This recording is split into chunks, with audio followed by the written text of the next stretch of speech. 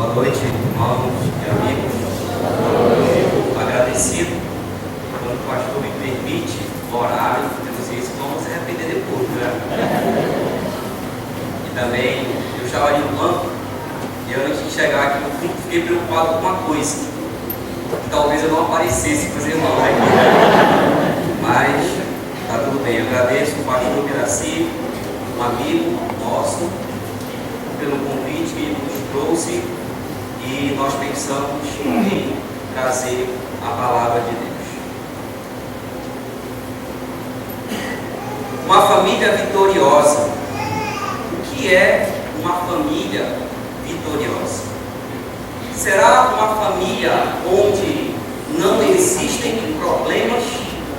Será isto uma família vitoriosa?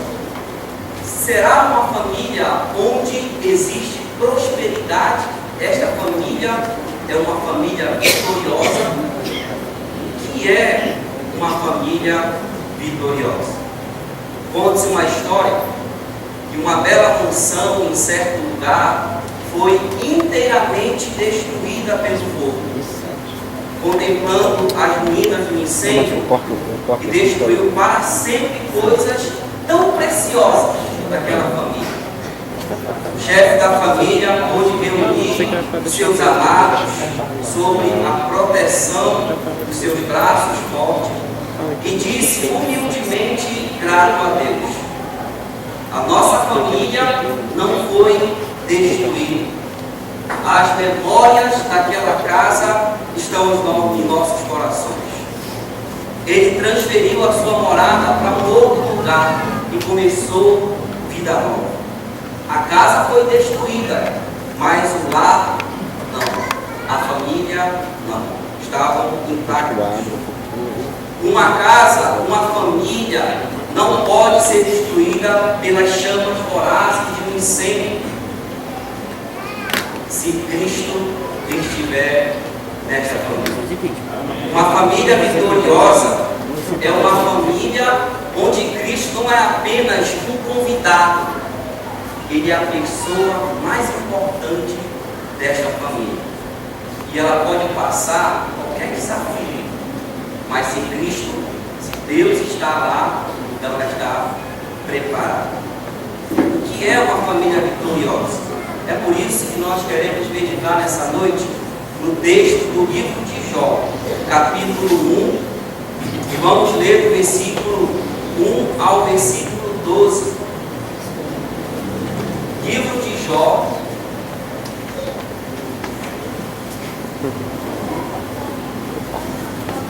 capítulo 1, dos versículos 1 a 12. Livro de Jó, capítulo 1, dos versículos 1 a 12. Diz assim a palavra do nosso Deus. Livro de Jó, capítulo 1, dos versículos 1 a 12. Diz assim a palavra do nosso Deus. Havia um homem na terra de Uz, cujo nome era Jó, homem íntegro e reto, temente a Deus e que se desviava do mal. Nasceram-lhe 7 filhos e 3 filhas. Possuía 7.000 ovelhas, 3.000 camelos, 500 juntas de bois e 500 jumentos. Era também muito numeroso o pessoal ao seu serviço, de maneira que este homem era o maior de todos os do Oriente.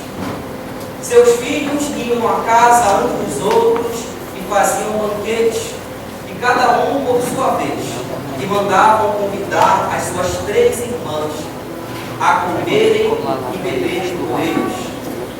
Decorrido o turno de dia de seu banquete, chamava Jó a seus filhos e os santificava. Levantava-se de madrugada e oferecia holocaustos, segundo o número de todos eles. Pois dizia: talvez tenham pecado os meus filhos e blasfemado contra Deus em seu coração. assim o fazia continuamente. Num dia em que os filhos de Deus vieram apresentar-se perante o Senhor, veio também Satanás entre eles. Então perguntou o Senhor a Satanás: de onde vens? Satanás respondeu ao Senhor e disse: de rodear e passear por ela. Perguntou ainda o Senhor a Satanás: observaste meu servo Jó? Porque ninguém há na terra semelhante a ele, homem íntegro e reto, temente a Deus e que se desvia do mal. Então respondeu Satanás ao Senhor: porventura Jó debalde teme a Deus? Acaso não o cercastes com sebe, ele a sua casa e tudo quanto tem? A obra de suas mãos abençoastes, e os seus bens se multiplicaram na terra. Estende, porém, a mão e toca-lhe em tudo quanto tem, e verás se não blasfema contra ti em tua face. Disse o Senhor a Satanás: eis que tudo quanto ele tem está em teu poder, somente contra ele não estende a mão. E Satanás saiu da presença do Senhor. Senhor Deus e Pai, nós somos gratos, porque, ó Deus, nós podemos te cultuar com alegria no coração, porque nós conhecemos que Tu és o único Deus verdadeiro, que não existe outro além do Senhor. Obrigado, ó Deus, pela Tua palavra. A Tua palavra é a verdade. No mundo relativo, ó Deus, que nós vivemos, a Tua palavra trabalha com princípios eternos e absolutos. E, ó Deus, nessa noite tão especial, nós pedimos ao Senhor que a Tua palavra venha fazer morada em nossos corações. Sobretudo, ó Deus, quanto a esta instituição feita pelo Senhor, que é a família. Que nessa noite aconteça o que o Teu propósito veio fazer nessa noite: restaurar famílias, talvez, ó Deus, restaurar pessoas, que o Teu Santo Espírito tenha a liberdade em nossas vidas, para que a Tua palavra cumpra aquilo que lhe apraz. É isso que nós pedimos, ó Deus, em nome de Cristo nós oramos. Amém. Irmãos, amigos, a família vitoriosa está alicerçada em princípios bíblicos. E nessa noite, nós então aprenderemos algumas características de uma família que está alicerçada em princípios bíblicos. Mas o livro de Jó é uma obra-prima. Ele tem um enredo de uma história de um homem na sua relação com Deus. Não apenas a história de um homem, mas a história de uma família também. Toda a família de Jó é atingida com tudo aquilo que ele passou nesta história. Alguns da chamada teologia que é liberal vão dizer que Jó não era um homem real, ele era uma história fictícia.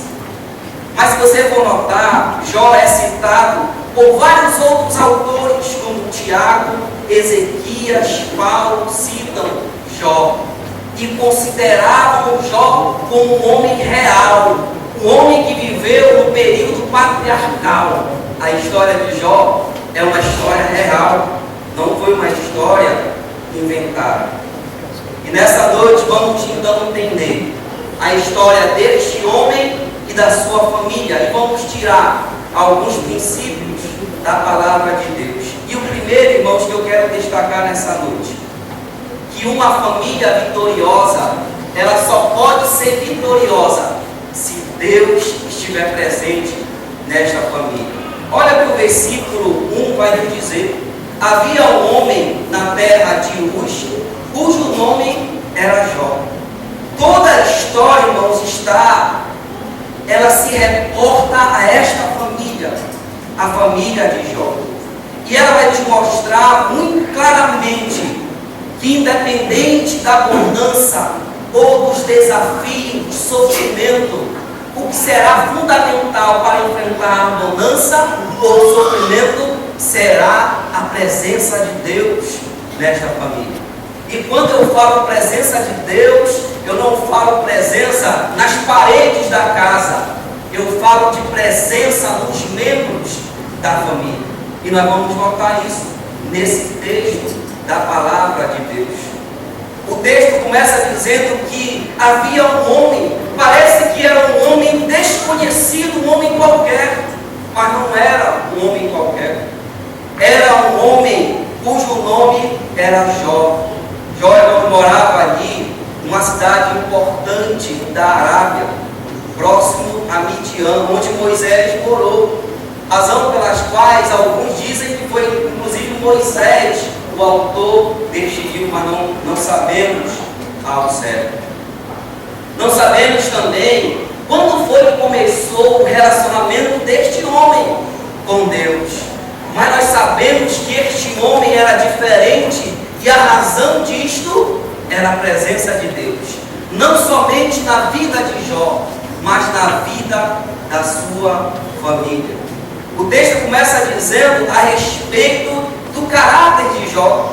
O texto diz o seguinte: havia um homem, e ele diz que este homem era o quê? Íntegro e reto. Aí eu pergunto para você: será que é possível um homem ser uma pessoa decente e direita se Deus não estiver na sua vida? Não pode. Um homem só pode ser íntegro e reto se Deus está presente nesta vida. Somente se Deus estiver presente. O termo íntegro que ele fala aí, fala de um homem que era inatacável, do homem que não podia ser acusado de falhas morais gritantes. Assim era Jó. Irmãos, Jó não era perfeito, não era, porque o único homem perfeito que pisou esta terra é o Senhor Jesus Cristo. Mas nós temos um homem que era completo, um homem que nenhum da sua vizinhança, inclusive das regiões próximas, poderiam acusar este homem de algum pecado grave. Ele era íntegro. O texto diz também que ele era reto. Significa um homem honesto. Spurgeon vai nos dizer que não cremos na infabilidade de nenhum homem, mas é consolador poder estar certo da integridade de um homem. E é interessante quando vamos avançando no texto, o texto vai dizer que ele era íntegro, ele era reto, mas ele era o quê? Temente a Deus. Se você for arrumar este versículo, você vai notar que o temente a Deus é o centro que leva à retidão, que leva a ser um homem completo. É por causa do temor a Deus. Quando o homem é temente a Deus, ele fica inibido de fazer aquilo que é errado. Mas se Deus não está presente na vida deste homem, ele vai fazer o que bem entender. Precisa de Deus. Ele era um homem que temia ao Senhor. Temer a Deus é respeitá-lo. Temer a Deus é reverenciá-lo. Temer a Deus é ter tanto cuidado com o procedimento que eu não quero desagradá-lo. Isto é temer a Deus.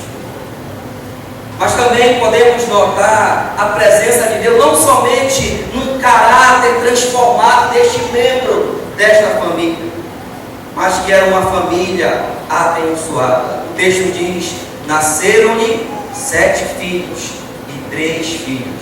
Ora, Jó cumpriu logo aquele mandamento, né? Crescer e multiplicar. Fez isso muito bem. Mas sabe o que significa 7 filhos, 3 filhas? Isso é importante. O número 7 e o número 3 são sinais do favor de Deus naquela família. Você sabe que naquela época, uma pessoa que não poderia gerar filhos era amaldiçoada, considerada desta forma. E você nota que Jó tem uma família abençoada por Deus, tem filhos, tem bênção de Deus naquela família. O favor de Deus está lá. Não por causa apenas de coisas materiais, mas porque Deus cuidava desta família. Mas você pode notar também no texto, no versículo de número 3, possuía 7.000 ovelhas, 3.000 camelos, 500 juntas de boi. Ora, como é que eu posso entender quando o texto descreve que este homem era muito rico? E Jó não ficou assim, olha, Deus, me abençoa. E ficou lá na rede esperando as bênçãos de Deus. Ele trabalhava, Deus abençoava e ele trabalhava. As mãos eram abençoadas, porque Deus não disse que nós teríamos prosperidade sem que nós pudéssemos cumprir a sua palavra de trabalhar. Ele falou isso. E naquela época, a riqueza era medida pelo número de animais que se tinha. Jó era muito rico, sinal das bênçãos de Deus. Mas também podemos notar que todas essas evidências mostravam a presença de Deus naquela família. Ora, você que está aqui nessa noite, a sua casa pode ter todas essas coisas. Você pode ter um carro, uma família, um lar. Você pode ter tudo que você possa imaginar. Mas se Deus não estiver presente na sua família, a sua família estará fadada ao fracasso em vários aspectos da vida.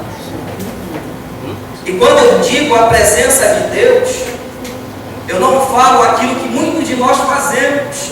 Eu vou abrir a Bíblia em casa no Salmo 91 e vou dizer: Deus cuida desta casa. Aquelas páginas vão ficar cheias de poeira e nada acontecerá. Porque a palavra de Deus não é um amuleto em que eu abro e as coisas acontecem. A palavra de Deus, ela deve fazer parte das minhas ações diárias. Não é entendimento intelectual, é prática da palavra de Deus. Ter a presença de Deus é quando os membros da família têm um caráter transformado. Filhos obedecem pais, submetem-se à direção de Deus. Marido ama a esposa conforme o mandamento do Senhor. Isto é uma família em que há a presença de Deus. Será que a sua família tem a presença do Senhor? Eu posso fazer muitas coisas em casa. Eu posso convidar o pastor Miracema, pastor, faz um culto lá em casa. Isso vai significar que a minha família tem a presença de Deus? Não. Deus não está nas paredes. Ele precisa ser o Senhor da minha vida. Precisa ser o Senhor do pai da família, da esposa e dos filhos. Isto é uma família vitoriosa. Não adianta eu pensar, não, pastor, eu creio em Deus, eu confio em Deus. Isso não é suficiente sem a obediência. Quantas mães nessa noite podem estar pensando e até chorando no seu coração, dizendo: ah, pastor, meus filhos estão perdidos. Talvez muitas famílias não compreenderam isso, inclusive alguns apresentadores de jornais onde há crimes policiais dizem: olha, se tivesse Deus nessa família, seria diferente. Os incrédulos percebem isso. Mas há muitas famílias que estão destruídas. Muitas famílias onde há o divórcio. Muitas famílias que as mães, os pais vão buscar na delegacia os filhos. Outras vão buscar nos becos onde há droga. Famílias onde não há a presença de Deus. Deus precisa estar presente na família. Mas notem a diferença, que pode existir uma família em que apenas exista um membro em que conhece a Jesus Cristo. Eu posso dizer com absoluta certeza, Cristo está presente ali. Não por causa dos outros membros, mas porque aquele conhece o Senhor e pode fazer a diferença na sua família. Há muitas pessoas em várias igrejas e denominações que entram aos templos buscando prosperidade. Dizendo, Senhor, abençoa o meu trabalho, faça isso, faça aquilo. Não estou dizendo que Deus não nos abençoe e abençoa sobremaneira, mas que isso não é o cerne do entendimento da presença de Deus em uma família. Davi disse no Salmo 23, verso 1: o Senhor é o meu pastor e nada me faltará. O que não faltava para Davi? Eram coisas materiais? Não. Quando Davi compôs este salmo, irmãos, ele estava enfrentando muitos desafios, até perigo de morte. Mas ele disse: se eu tenho o Senhor como pastor da minha vida, eu não preciso de mais nada. Ele entendeu que Deus era tudo em sua vida. É isso que eu preciso compreender. Deus é tudo numa vida. Aí observe comigo este salmo interessante. Ele diz: se o Senhor não edificar a casa, em vão trabalho os que a edificam. Olha a diferença. Se Deus não tiver uma família, inútil vos será levantar de madrugada. Você pode ter o melhor emprego, você pode ter um futuro brilhante pela frente, mas se o Senhor não for arrasando aquela família, isso, infelizmente, para você não tem um futuro, não tem um alicerce em que quando os desafios vierem, você diz: olha, o Senhor é o fundamento da minha casa, da minha família. Mas notem o salmo: bem-aventurado aquele que teme ao Senhor. E o que ele diz mais? E anda nos seus caminhos, do trabalho com as mãos comerás e feliz serás. Ele pode não ter tudo, mas temendo a Deus, sendo Deus o Senhor da sua vida, ele é feliz. As pessoas confundiram o que é felicidade. Estão medindo felicidade por obtenção de bens. Felicidade bíblica é ter o Senhor na vida e poder enfrentar quaisquer desafios. Felicidade é ter o Senhor como alicerce, em que eu posso lidar com todo tipo de desafio, sofrimento nesta vida. A família vitoriosa deve ter características bíblicas. E vemos a primeira: a presença de Deus. Se uma família, para ser vitoriosa, precisa ter a presença de Deus. Mas há uma outra característica. Olhe comigo o versículo de número 4 do texto. Seus filhos iam à casa uns dos outros e faziam banquetes, cada um por sua vez, e mandavam convidar as suas 3 irmãs. Irmãos, uma família, para ser vitoriosa, ela deve existir essa família uma liderança bíblica. Quando estudamos a estrutura da família de Jó, nós podemos perceber muito claramente que ali existem princípios bíblicos.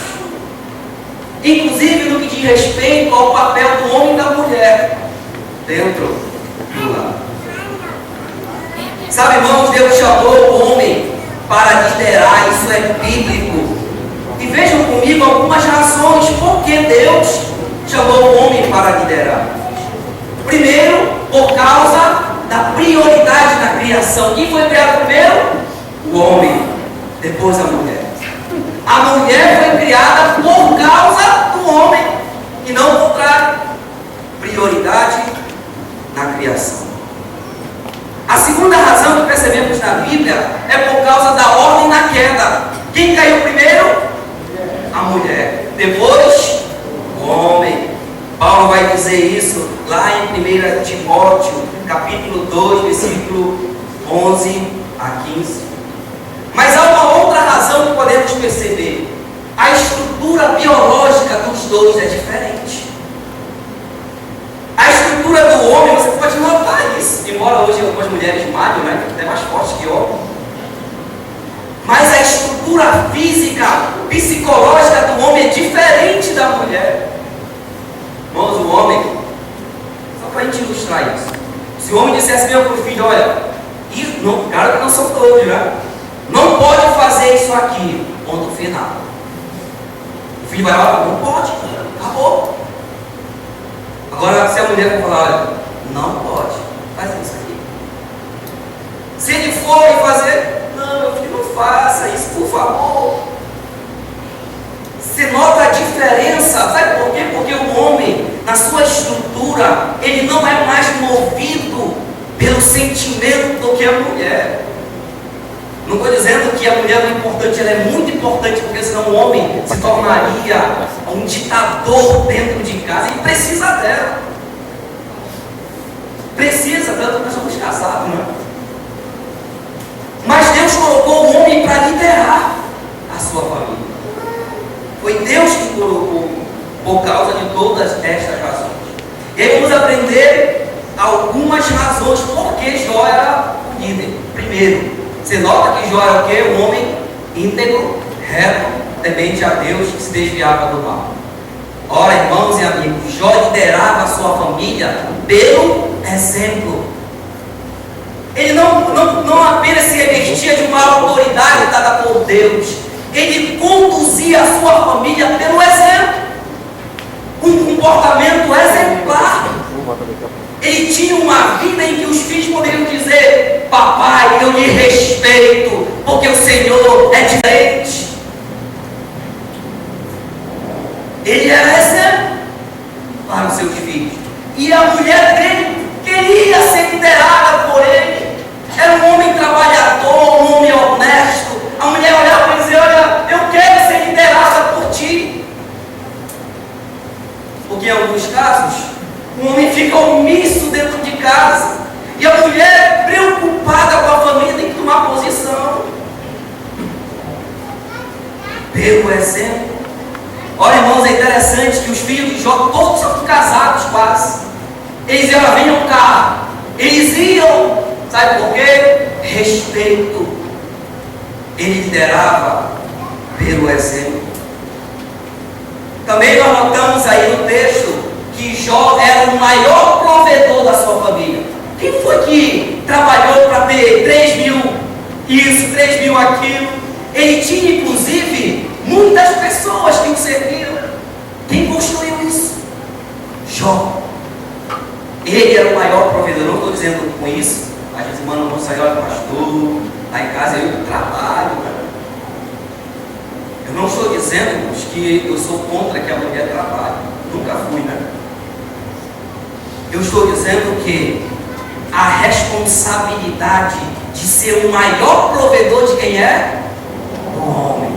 A mulher pode trabalhar, desde que não seja sobre os ombros dela a maior responsabilidade da sua família. Sabe por quê? Porque no final das contas você vai ter que buscar sua mulher lá no hospital, porque ela não tem estrutura física, psicológica para lidar com uma responsabilidade dessa. É por isso que Jó trabalhava. Ele trabalhava.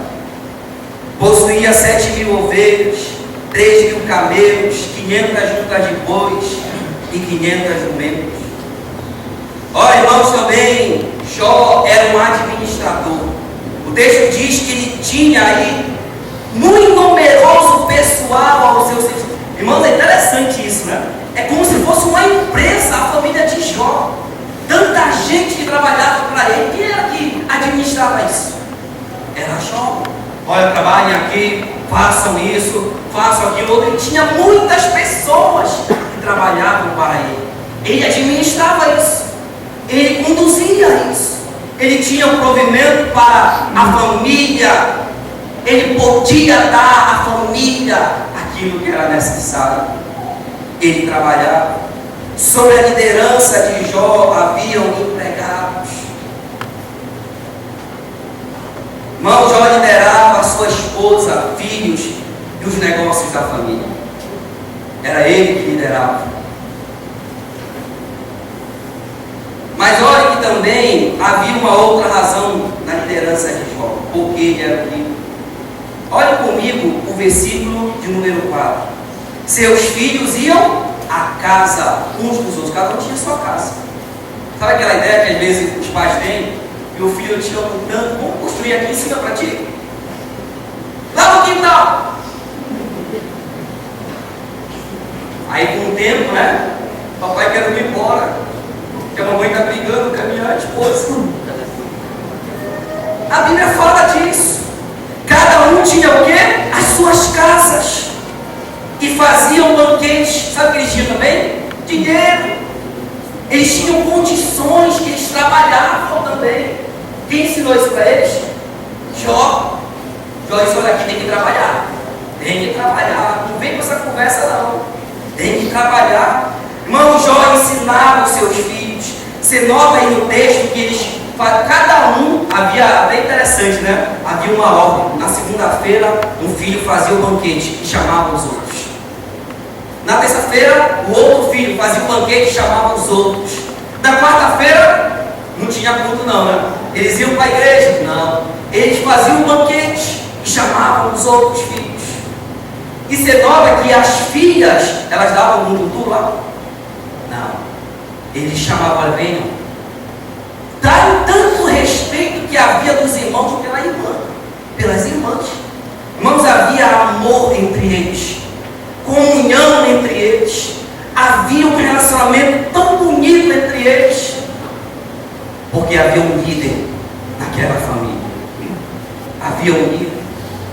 Eles faziam banquetes, convidavam uns aos outros, faziam, e não era uma festa, irmãos, que nós pensamos naquelas festas em que há licenciosidade, não era isso não. Era uma festa de comunhão familiar, cultivavam o amor entre eles. Havia isso na família de Jó. É por isso que o texto destaca aí dizendo, e as suas 3 irmãs a comerem e beberem com eles. Havia fartura, porque cada filho trabalhava. Ensinado por Jó. Mas olha uma outra razão da liderança, porque Jó era líder. Versículo de número 5. Decorrido turno de dias de seus banquetes, chamava o quê? Jó seus filhos e os santificava. Irmão, Jó é um administrador. Jó lidera pelo exemplo. Jó, ele também ensina seus filhos, mas Jó é o quê? O sacerdote do seu lar. Jó é o responsável por isso, é o homem. Jó se lembrava dos seus filhos, talvez meus filhos tenham pecado contra Deus. Olha o temor dele a Deus. Talvez os meus filhos pecaram contra Deus, eu vou fazer sacrifícios por ele. O que o texto diz? Santificá-los. Jó diz, olha meus filhos, vocês não podem viver uma vida desregrada. Jó dizia, olha, há uma diferença entre pertencer a Deus e ser do mundo. Vocês foram chamados para serem de Deus. Há muitos pais que dizem, não pastor, eu estou educando meu filho para ser do mundo. Meus pêsames. Porque os filhos são herança do Senhor. Devemos trazê-los para a igreja, para a escola dominical, para serem ensinados a temerem e viverem para o Senhor. Jó fazia isso. E notem que Jó não se cansava. O texto diz que ele fazia isso quantas vezes? Continuamente. Segundo o número de todos eles. Porque dizia, talvez tenham blasfemado contra Deus. Tudo isso no texto percebemos que havia quem lá? Um líder, uma liderança bíblica, alguém que cumpria com o seu papel de homem naquele lado. Olha, irmãos, até bem pouco tempo era comum ouvirmos a expressão: fulano é homem de família. Nós ouvíamos isso antigamente, mas hoje o que nós ouvimos? Fulano é um homem de negócios. Fulano é um homem de negócios. Sabe que os papéis na família se inverteram. Hoje, homens não são mais os líderes de Deus no lar. Homens que não estão mais amando as suas esposas como Deus ensina. Homens que deixaram descontrolar todo o segmento do plano de Deus para a família. Homem de família é homens que têm interesse em melhorar seu casamento a cada dia, na palavra de Deus. Homens que se esforçam para que os seus filhos temem a Deus. Olha, irmãos, por volta da década de 80, surgiu no nosso mundo um grupo chamado Libertação Feminina. É o que nós vemos hoje. Esse grupo dizia o seguinte: olha, vamos pegar os textos bíblicos que falam que o homem deve ser líder e vamos tirar fora. Isso não é de Deus. Essas mulheres entenderam que elas não deveriam mais ser submissas, porque isso era escravidão. E sabe o que aconteceu? Se você for estudar o histórico desde esse dia até hoje, o número de doenças que apareceram em mulheres, você vai se assustar com isso. Sabe por quê? Porque ela pensou que isso era verdade, que esse é o plano de Deus, e não é. As mulheres estão morrendo porque não estão dando conta de assumir a responsabilidade que Deus deu aos homens. Há muitos lares hoje que os homens ficam em casa fazendo mingau e as mulheres estão lá na empresa trabalhando.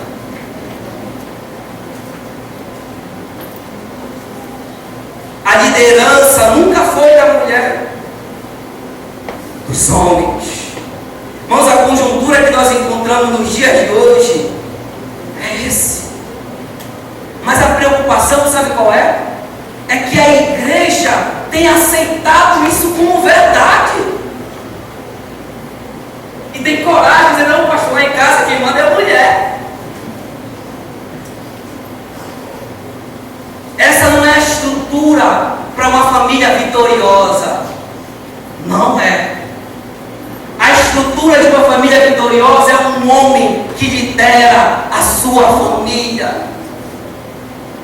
Quantas vezes você que está aqui, que é homem, chamou a sua esposa e seus filhos e disse assim mesmo: olha, vamos orar a Deus e vamos ler a palavra de Deus todos os dias. Quantos de nós, eu achei bonito, a igreja fez aqui, que há o encontro da família, dos lares.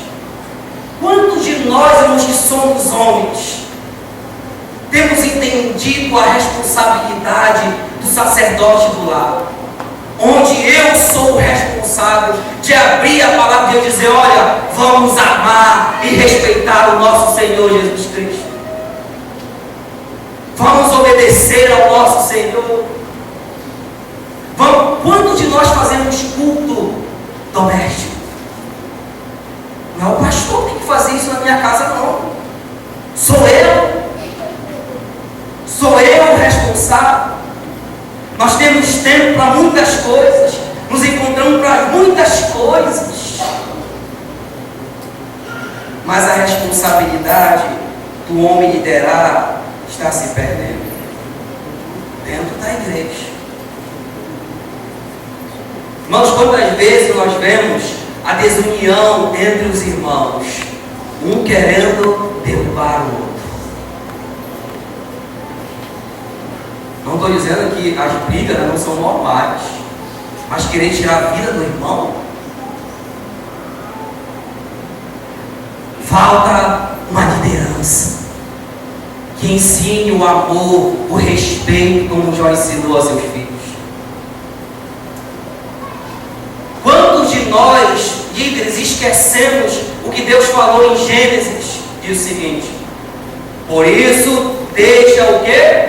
O homem, pai, mãe, se une à sua mulher. Olha lá na igreja, acho que o jovem tem até medo de vir conversar comigo sobre casamento. Pastor, estou querendo casar. É verdade, irmão? Vamos aqui sentar e vamos pensar nisso. Você trabalha? Onde você vai morar? Vamos parar? Vamos repensar isso? Não, pastor, a mamãe já disse que lá em casa tem um espaço lá para mim. Não, irmãos, você lembra lá de Gênesis? Por isso deixa pai, mãe, e diz quem? Por isso deixa o homem. O texto diz, deixa o homem. Sabe o que é isso, irmãos?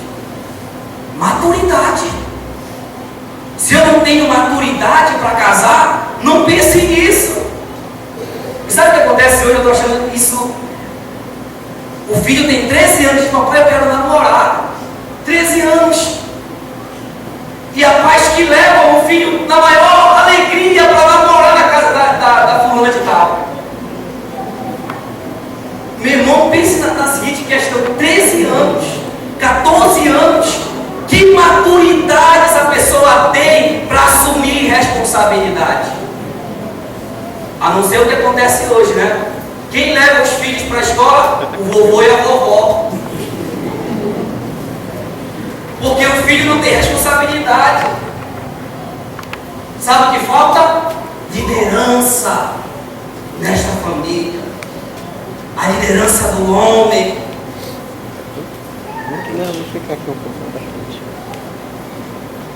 O mundo tem pregado isso. Mulheres, não se conformem em submissão. Olha, se eu fosse mulher, quando eu lesse isso, opa, beleza! Eu quero ser submissa, porque é o que vai me ajudar. Olha, imagine isso. A mulher trabalhando fora, quando chega em casa, tem todo o trabalho. Olha, a minha esposa conversa muito agora sobre isso. Às vezes eu até desço, deixa eu lavar um copo aí. É muita responsabilidade, não para dentro de casa. Mas os maridos são satisfeitos que a mulher vá lá fora, trabalhe, vem aqui dentro, trabalhe, vai lá fora, trabalhe. Olha, meu irmão, se alerte para isso. Já conversou com a sua esposa e disse assim: minha esposa, como é que está a sua saúde? Você já fez os exames para ver como é que você está? Porque talvez o culpado sejamos nós, homens, pela omissão na liderança do lar. E sabe o que é pior, irmãos?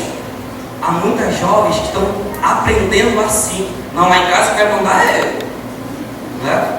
Se não for barriga branca, nem casa.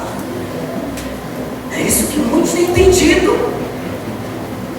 Uma família assim não será vitoriosa. Precisa ter um homem que lidere os padrões bíblicos.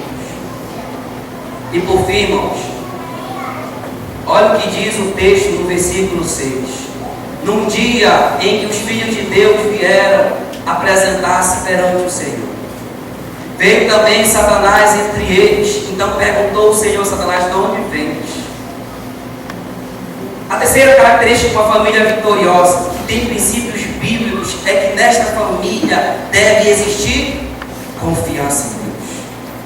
Olha, irmãos, há coisas que vão acontecer em nossas famílias, talvez muitos de nós já passamos por isso, que você pode se ajoelhar e dizer: Senhor, por que isso, Senhor?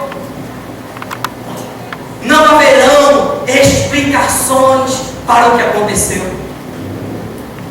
Há coisas que acontecem no céu que nós nunca poderemos entender. Deus estava lá no céu, como está. E na sua reunião, que Deus reúne os anjos, nós vamos lá ajudar a igreja de Santa Maria. Ele reúne os anjos para a administração dos seus feitos. E aí entre eles surge quem? Satanás. Surge Satanás. Irmãos, a história de Jó, o que aconteceu com ele começou aonde? Origem aonde? Nos céus. Agora eu fiquei pensando assim, imagine Deus chegando com Jó. Olha, Jó, estava lá no céu, aí de repente Satanás veio. Aí ele disse que tu não era muito fiel, não. Aí eu falei assim, meu irmão, Satanás, tu está errado. Eu vou mostrar para a gente que tu está errado. Então vai lá e traz provação para Jó. Jó vai dizer assim, Jó, tu está de brincadeira comigo, né?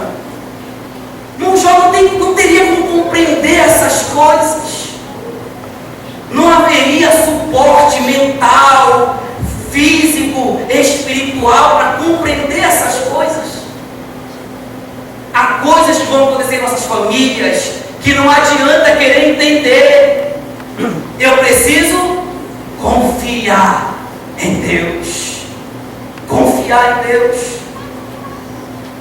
Quando você lê o livro de Jó, você vai ver Jó lutando, dizendo: Senhor, eu sou fiel a Ti.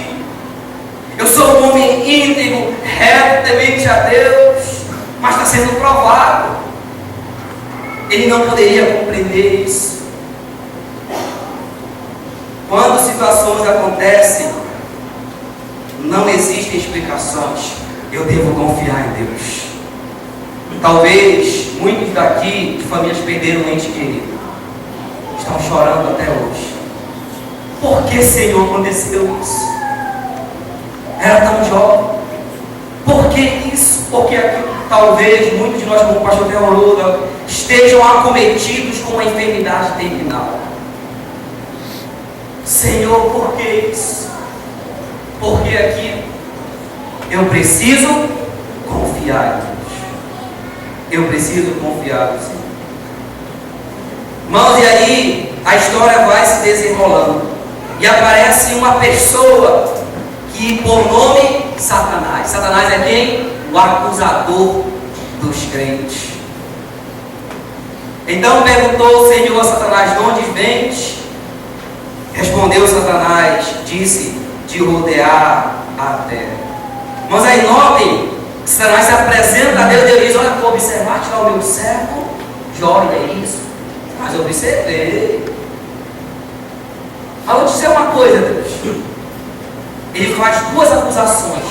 Primeiro contra Deus, primeiro contra Jó, depois contra Deus. Ele diz: olha, assim mesmo para Deus.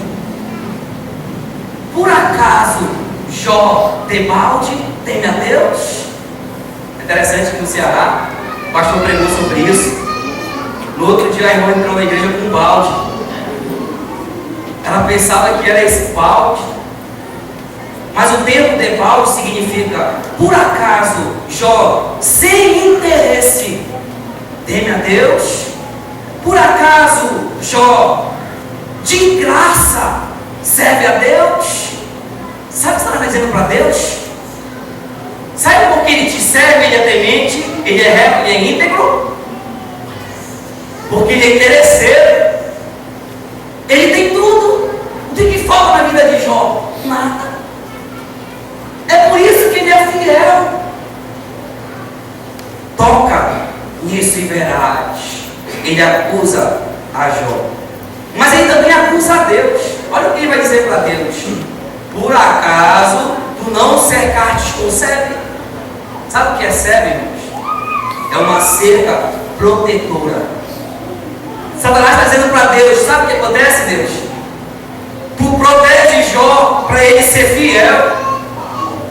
Tu não permite que as coisas aconteçam na vida dele para que ele continue sendo fiel. Em outras palavras, Satanás diz para Deus: tu compra a fidelidade dele. É por isso que tu protege a ele, que nada lhe toca, nada acontece com Jó.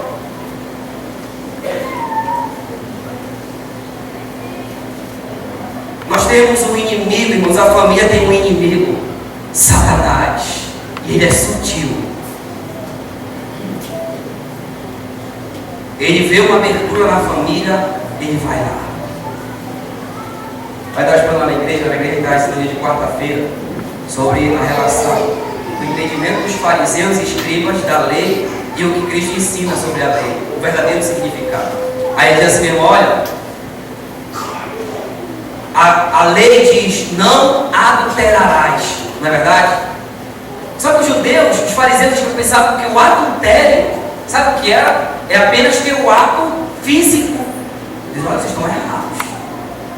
Porque se um homem olha para uma mulher com intenção impura, o que ele faz?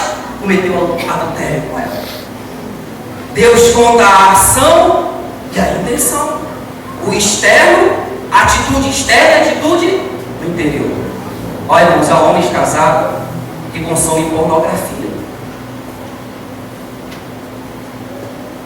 Há homens que estão tendo desejo por mulheres no trabalho, na rua, são casados. Estão enquadrados na lei de Deus. Amém. Então, irmãos, olha o que acontece depois. Versículo de número 9. Então respondeu Satanás, porventura, Jó, debalde, teme a Deus. Olha o que vai acontecer no versículo 11. Estende, porém, a mão e toca-lhe em tudo quanto tem, e verás se não blasfema contra ti na tua face. Irmãos, não existe nenhuma família que esteja isenta de problemas. Inclusive, a família cristã está sujeita a problemas. Lembra que eu perguntei no início da mensagem? O que é uma família vitoriosa? Não é uma família que não tem problemas. Ela pode passar problemas. A diferença vai ser em como eu vou lidar com os problemas. Nós podemos confiar em Deus.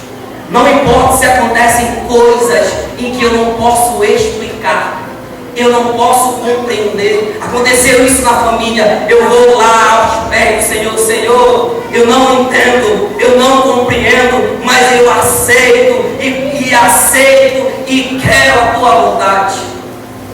Se ensinam por aí que o crente deve dizer para Deus que não aceita isso, que não aceita aquilo outro, que determina isso. Isso não é bíblico, é de Satanás. Nós não estamos para dizer para Deus o que Ele deve fazer ou não. Esta é a ênfase do livro de Jó. Nós devemos confiar em Deus. Sabe qual é o nosso problema, irmãos?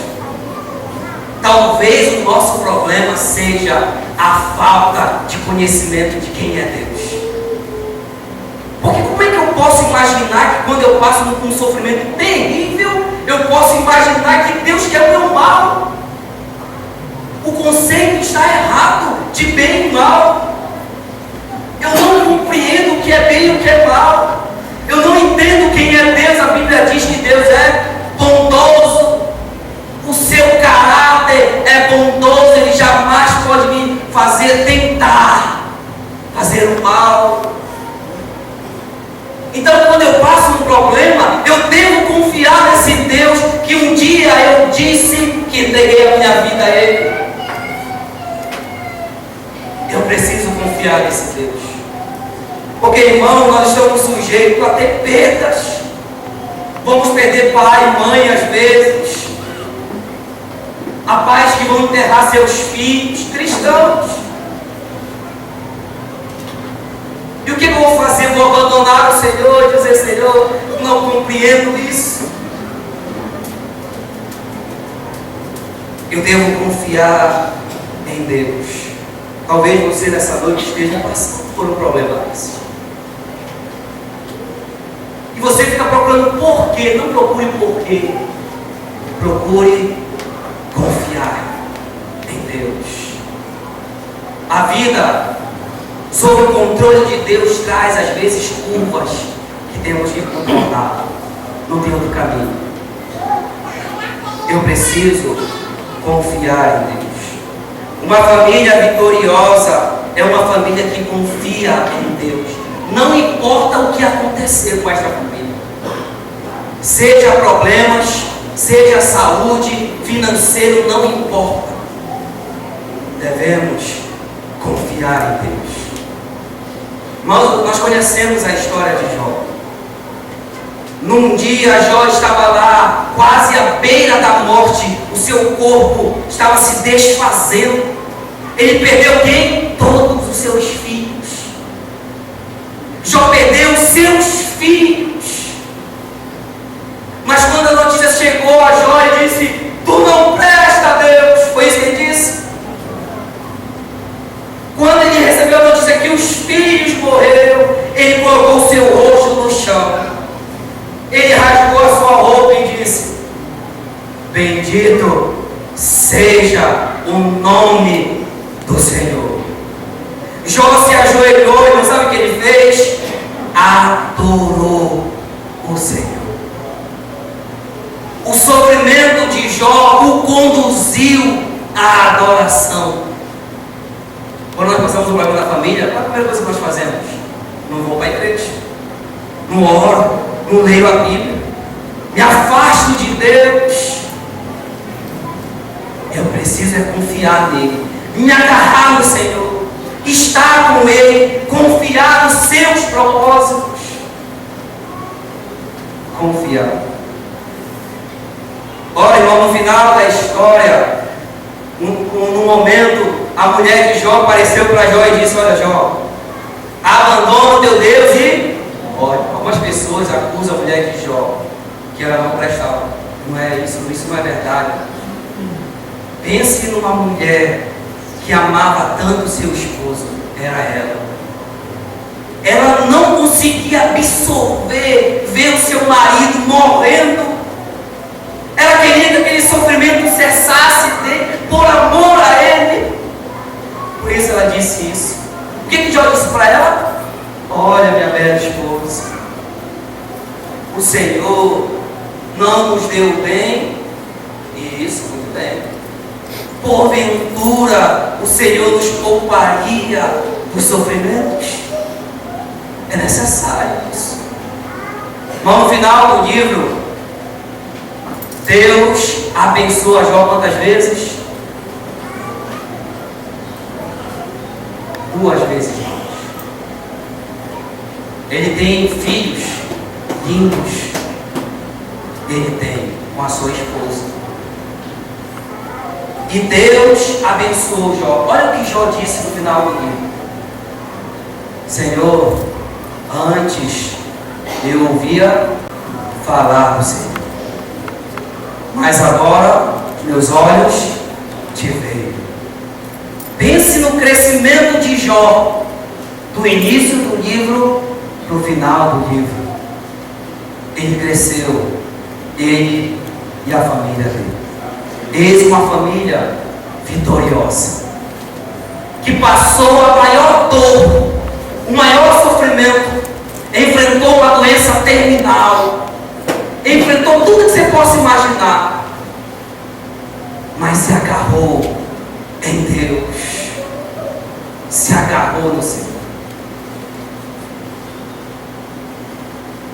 A família vitoriosa deve ter princípios bíblicos, e vimos aqui 3 princípios, pelo menos. Primeiro princípio: uma família vitoriosa deve existir presença de Deus.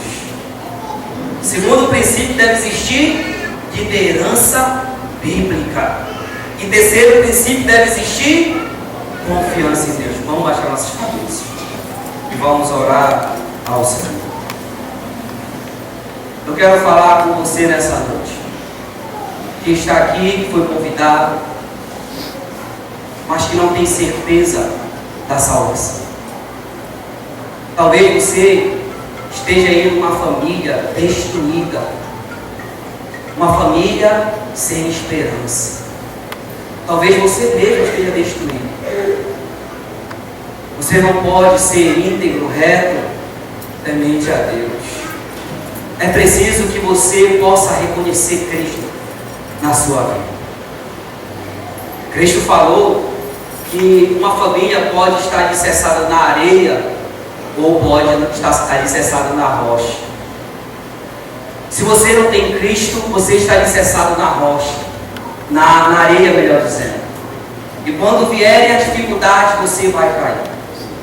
Nessa noite, se há alguém aqui que ainda não tomou uma decisão em Cristo Jesus, não entregou a sua vida a Ele, e quer entender, não, pastor, eu quero conhecer mais, eu quero ter uma família vitoriosa.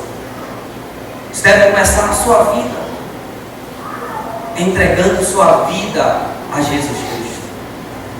Há alguém nessa noite que quer entregar a sua vida a Jesus Cristo? Levante sua mão, eu quero orar por você. Se você compreendeu a palavra de Deus e quer tomar uma decisão, eu quero ser um homem diferente, um marido diferente, um filho diferente. Isso não pode ser feito sem a ação de Deus. É preciso que você reconheça que você é um pecador. Entregue sua vida a Jesus Cristo. Há alguém assim nessa noite? Levante sua mão. Eu quero orar por você. Mas também, irmão, Deus quer falar conosco, com as nossas famílias. Nós que somos cristãos. Talvez nós tínhamos um entendimento errado do que é uma família vitoriosa. Mas nessa noite nós podemos nos compromissar com Deus, dizendo: Senhor, eu quero que a minha família seja uma família vitoriosa. Eu quero que a Tua presença esteja na minha família, nos membros da minha família, em mim, na minha família. Eu quero, Senhor, ser este líder que o Senhor falou na palavra de Deus. O líder bíblico, que é o sacerdote, aquele que ensina, aquele que administra, aquele que lidera. Talvez você esteja falhando na sua família sobre isso. E nessa noite também nós podemos dizer: não, Senhor, eu quero confiar em Ti. Talvez você esteja tendo um problema difícil, muito difícil. Você pode, nessa noite, não, eu quero confiar em Ti. Não precisa levantar a mão, você vai orar e vai se compromissar com Deus, em fazer devocional na sua casa, em liderar a sua família, em trazer o ambiente cristão para dentro da sua família. Senhor Deus e Pai, nós queremos, ó Deus, Te louvar pela Tua palavra. Obrigado, ó Deus, por essa noite, porque podemos entender os Teus princípios.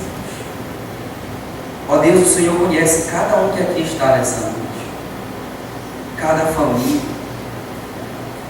Deus sabe que cada família tem enfrentado os problemas que parecem intermináveis, problemas sem solução, talvez perdendo a esperança que fulano de tal não muda. Ó Deus, realiza o Teu propósito em cada um de nós nessa noite.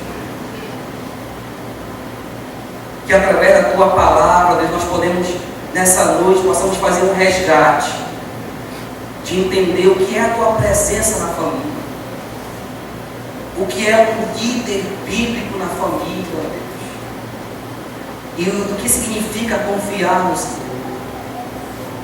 Abençoe cada família. Estende, ó Deus, as Tuas mãos de graça sobre cada um aqui nessa noite. Em nome de Cristo nós oramos ao Senhor. Amém.